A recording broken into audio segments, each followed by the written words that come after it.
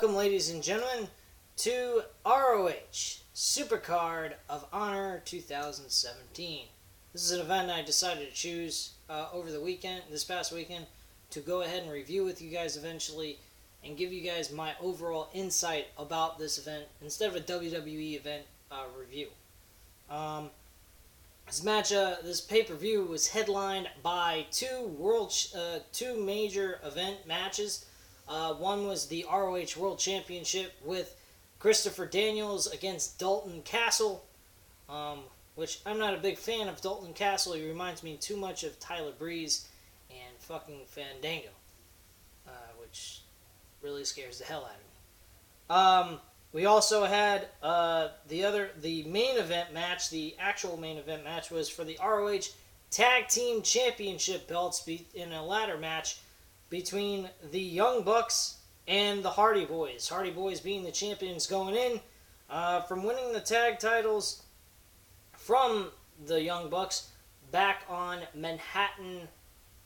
Forgot what the name of it was. It was Manhattan something. Give me just 1 second.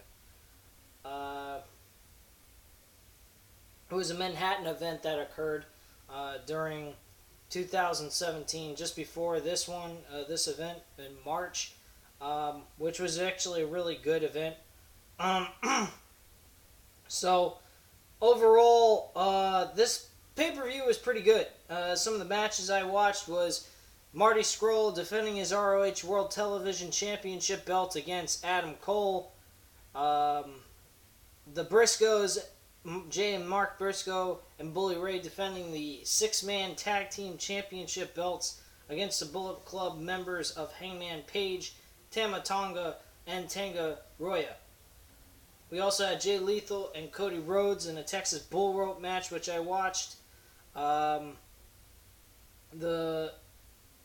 other matches, the last two matches I watched was the World Title and the World Tag Team titles. So those are the matches I actually watched. So majority of the pay-per-view I actually watched out of everything else. I watched 6 out of 10. So 60% of the event. Some of the other matches I wasn't too familiar with some of the stars in the event. Motor City Machine Guns I'm very familiar with, but they went against some guys never heard of. Pedro Martinez going up against Frankie Kazarian. I have no idea what the fuck that's about. Don't really care.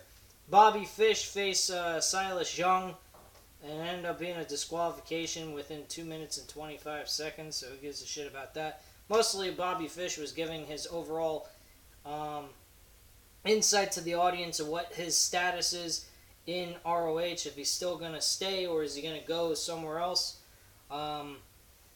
They had Volandor Jr. and Will Ospreay versus Dragon Lee and Jay White. Wasn't too interested in any of that.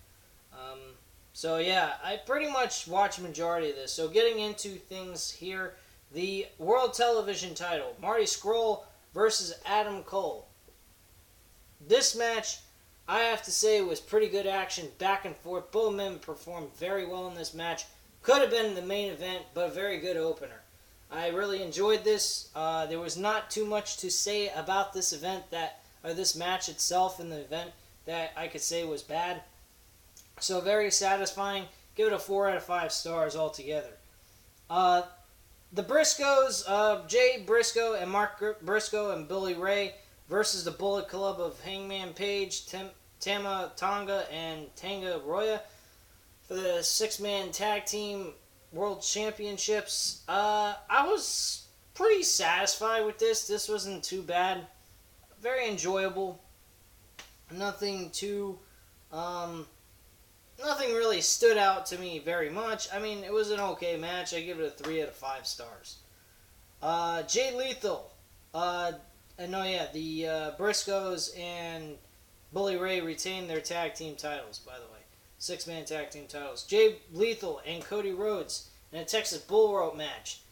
Dusty Rhodes' franchise match of his career, really. Something he's most notable for is for that match. Anybody else, like The Undertaker with the Hell in a Cell, or Ric Flair in a steel cage match, or fucking Shawn Michaels in a ladder match. I mean, those are the types of things you think of when you think of certain people, so that's definitely something here. Jay Lethal, though, beats Cody Rhodes. Later on in the show, it didn't really make much sense, and I'll explain later. The match itself was good, very decent, close to a 4 out of 5 stars. I give it a 3 out of 5, 3.5 out of 5 stars. Reason being is because the rope really kind of fucked everything up. I didn't particularly think this was all that great in comparison to what it could have been without the rope involved. On top of that, their match that they had at Final Battle in 2016 was actually a lot better than this one, to be quite frank with you, so that was kind of funny. The next match... No, yeah, Jay Lethal wins that match, by the way. So, the next match that I watched on this show was Christopher Daniels defending the ROH World Championship against Dalton Castle. Now, this match, Dalton Castle, don't get me wrong, Dalton Castle's got some good wrestling technique, but his gimmick is really disgusting. I personally do not like it. I think it's downright retarded. And I kind of wish they'd get rid of this character altogether and change his character and gimmick up. But they got him as their world champion now on Ring of Honor, so that's kind of fucked up in itself. But hey, whatever they want to do is what they're going to do anyway. Christopher Daniels and Dalton Castle never hit their finisher throughout this match, and it was 15 minutes long. At the end of the day, Christopher Daniels does a roll-up pin, takes advantage, somehow gets Dalton Castle's shoulders pinned to the mat where he couldn't maneuver or move anywhere. Actually, hit him in the thigh, right in the side of his leg, and it numbed him out, and he couldn't have the power to kick out. So it caused him to be really fucked over in the situation, and he rolled him up and pinned him, which was very smart, creative thinking to end the match. It was very technical, in my opinion. I don't know about technical, but I think it was very intellectual way of winning. Something you normally don't see every day in professional wrestling, so I'm not dissatisfied with that. I think the ending was probably by far the best thing out of the whole entire match itself. So, props to both of these guys. They did decently. I mean, I'll give it a 3.5, maybe actually I'll give it a 4. It was a decent match. There wasn't nothing too shabby about this. But the ladder match for the Ring of Honor World Tag Team titles was outstanding. I was extremely happy with the results of this match. These guys busted their ass, and the Young Bucks, they proved that they are without a shadow of a doubt the greatest tag team ever in wrestling history right now. Right now, in today's modern day wrestling, they are the greatest tag team right now. There ain't nobody better than them. Nobody can outclass them in their in-ring ability. The Hardy Boys went tick for tat with them. They were fucking awesome, these two.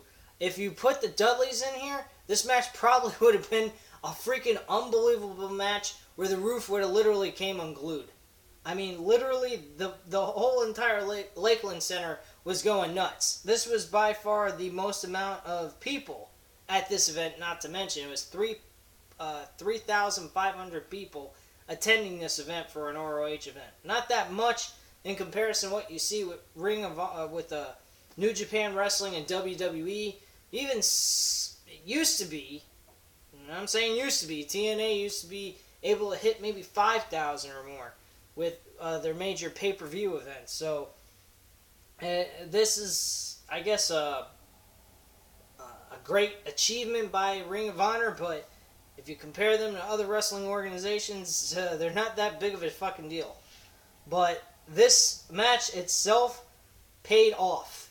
These guys killed each other, putting each other through tables, taking super kicks in the freaking face, drop kicks off the top rope, twist of fates, swanton bombs, leaps off the top ropes, body splashes through tables with guys on top of them. I mean, you got everything in between. The only thing you're missing is the fucking Dudley Boys at this point. That's all you needed. This match would have been great. Regardless of all that, without the Dudleys in it, this match was great. So at the end of the day, I was extremely happy with the results of this match. Young Bucks walk away as the new ROH World Tag Team Champions, defeating the Hardy Boys. Of course, later on, like less than a week later, they go on to I think they had the event WrestleMania 33. Let me try to check on that. Let me check WrestleMania 33 because I think that was right after that match ended. The day before the whatchamacallit.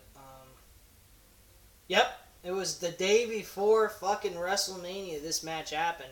They had another ladder match where they competed and won the WWE Raw Tag Team titles and defended them for a while till up to like June or July, and then lost it to Sheamus and Cesaro. So, yeah, that was kind of weird. But yeah, that's pretty much the overall deal about this. So, quite frank with you guys, I was extremely satisfied with this event. If anybody is interested in watching a Ring of Honor event, Supercard of Honor 2017, April 1st, 2017, recommend watching it. Check it out. It is well worth it. If you're a Ring of Honor wrestling fan, I would definitely get the subscription for 1 month, $9.99, just to try it out, see how it works. If you like it, just do month to month and pay it manually. It doesn't do it automatically, unfortunately, but no big deal. It's not like the end of the world kind of thing. But I actually enjoyed watching this event. I will try to provide you guys something else of Ring of Honor, or I may do another New Japan Wrestling episode review, which I'm actually doing their February 10th event, which was the new beginning of Escada, which was held on February 10th. So I will definitely get back with you guys on that later on this weekend, possibly, or Monday or Tuesday, somewhere along the line. I'm going to watch that event. So at this time, guys, leave your comments and opinions down below. If you have seen the event, let me know what you guys thought of the entire event yourself. And hit the like button if you liked the video. Hit the subscribe button if you're not already subscribed to the channel. And thank you guys very much for watching. Have a great night. And I'll be coming up with another video of Fastlane preview and prediction video. Thank you.